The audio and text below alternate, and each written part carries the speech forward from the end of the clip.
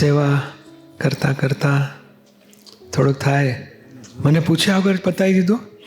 હું નહોતો, મરી ગયો હતો, મને કેવું ના જોઈએ. અહંકારને બધું ચચરે થોડુંક.